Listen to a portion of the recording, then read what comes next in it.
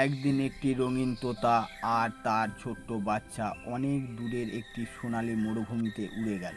সেই মরুভূমির বালির নিচে লুকিয়েছিল অসংখ্য ঝলমলে রত্ন আর হীরা। দুজনে মিলে তারা অনেক সুন্দর সুন্দর হীরা কুড়িয়ে নিল। তারপর সেই হীরাগুলো দিয়ে নিজেদের জন্য একটি ছোট্ট কিন্তু দারুণ সুন্দর ঘর বানানোর সিদ্ধান্ত নিল।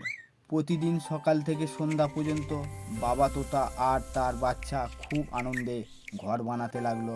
কয়েকদিনের মধ্যেই তৈরি হয়ে গেল তাদের চকচকে হীরার ঘর, যা সূর্যের আলোতেও আরও উজ্জ্বল হয়ে উঠত।